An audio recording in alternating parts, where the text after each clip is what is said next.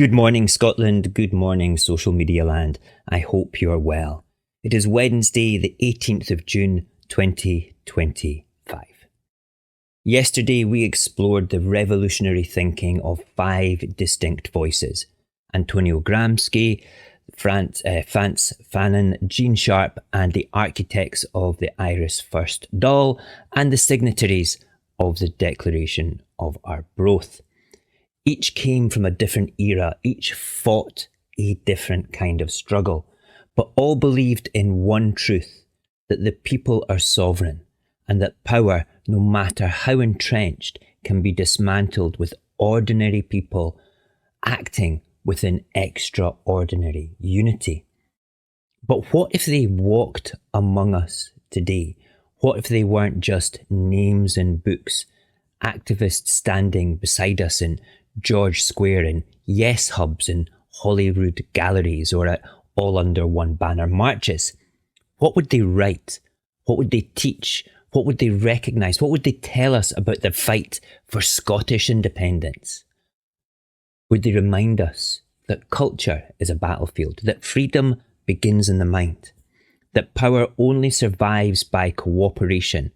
Would they tell us that waiting for permission is a form of surrender, that sovereignty must be lived and not requested?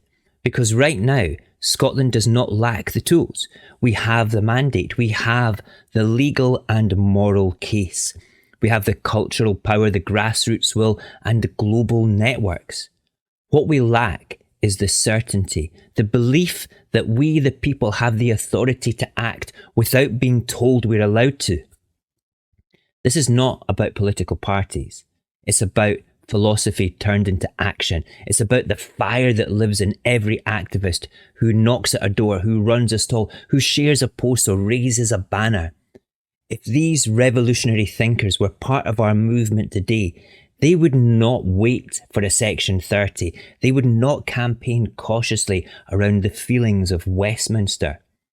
They would walk amongst us and remind us that power never concedes without pressure, and pressure begins when people stop asking for permission and start behaving like they already own their future.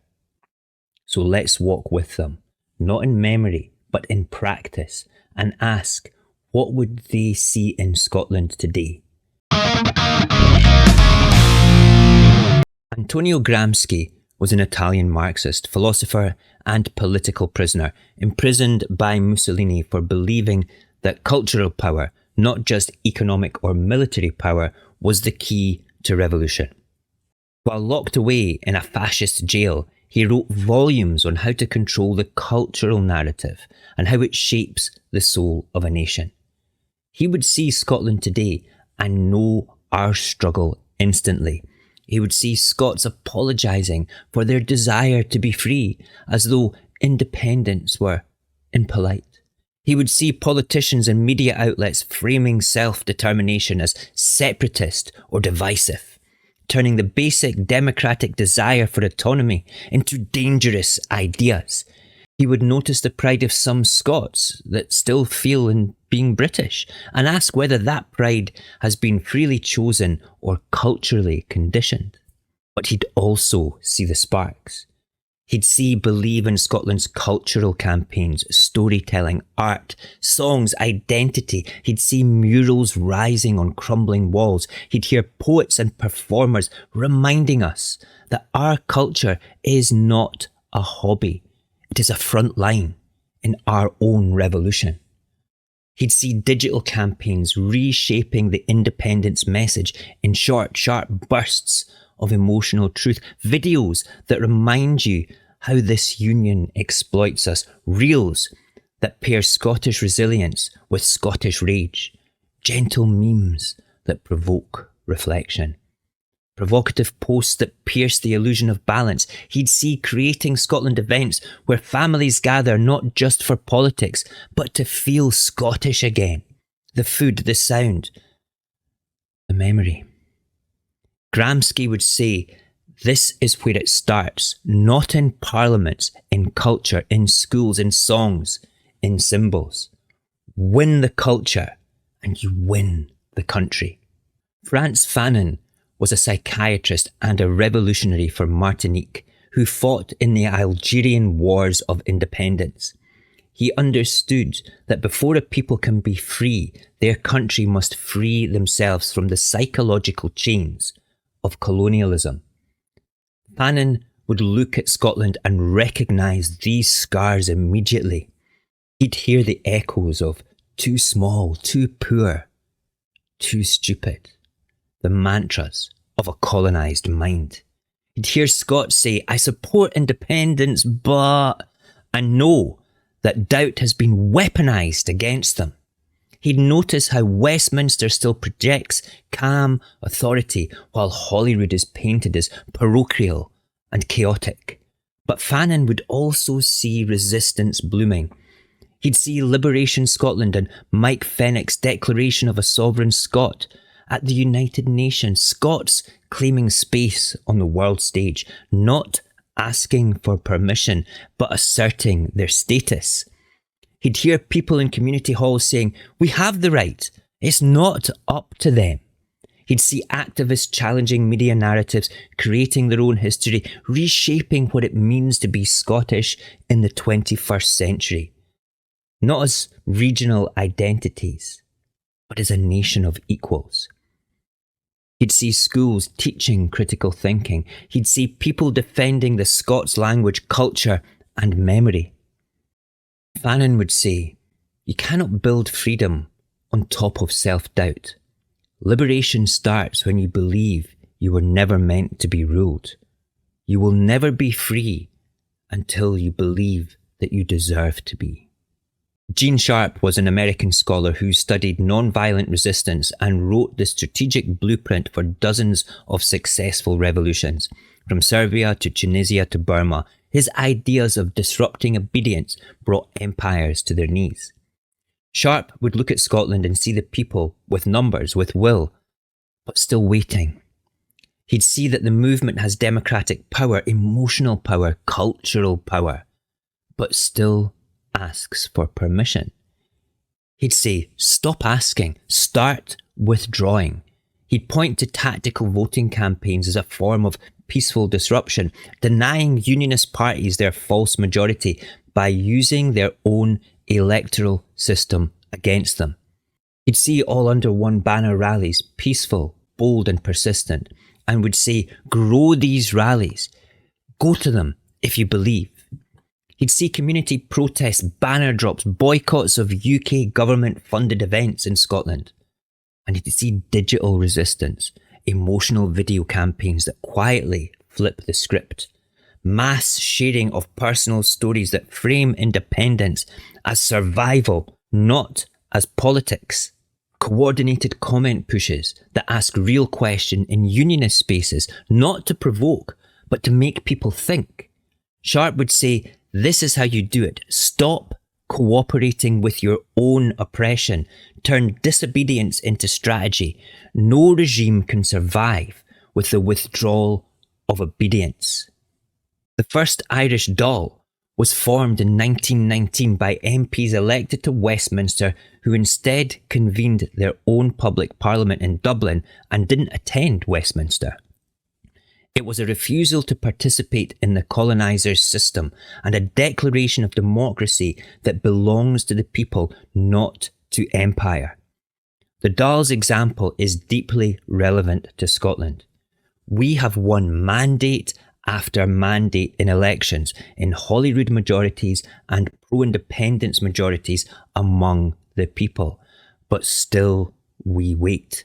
Still we let Westminster tell us what kind of democracy we're allowed. The first Dáil would say that is not how it works. They would push activists into yes groups to plan symbolic referendums, staging Declaration of Independence days, reading the claim of right in public spaces. They'd see Liberation Scotland's petition to the UN. They'd hear calls for the Scottish National Convention, not as a stunt, but as a functional gathering of national will. And they'd say, good, keep going. You don't need their parliament to build your own. You don't need London's permission. to show the world your sovereign authority. The Declaration of Arbroath, written in the 1300s, was a bold letter to the Pope asserting Scotland's sovereignty and the right of the people to remove any king who failed to defend it. It wasn't just a statement, it was a warning. The authors of Arbroath would recognise this movement, today's movement. They'd see a country governed by a parliament we didn't vote for. They'd see Scottish resources funnelled south. They'd see media controlled from London, parties directed from England and policies imposed from afar. They'd say, you already have what we fought for, now defend it. They'd see activists reading the Declaration aloud in city centres, painting its words on the walls, quoting it on TikTok, teaching it to their children. They'd see people in Aberdeen, in Govan, in Skye saying, we are the people, we choose this path. And they'd say, don't just read our words, live them.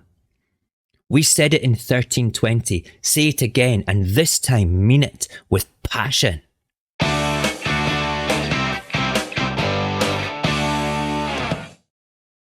Gramsci taught us to fight for culture. Fanon taught us to liberate the mind. Sharp taught us to withdraw consent.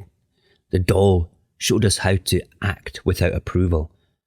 And the authors of the Arbroath Declaration reminded us that sovereignty always belongs to the people. Always. These were not quiet thinkers. They were revolutionaries. They would not be writing polite letters to Westminster. They would be standing with us at rallies, at stalls, in yes hubs, on live streams, on the street corners, where ordinary people speak extraordinary truths. And they would say, you've already won the mandate. You already have the movement. You already have the right. You are not spectators. You are the movement. Let the pillars stand. Live the freedom. I'm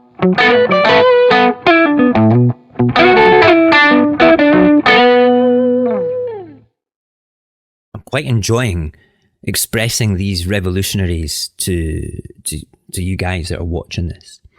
I hope that you're getting something from them, because right now there's too many people just turning around and going, we need this, we need that, I'm not doing that until this happens and that. No, you don't need to be led. You are the leaders.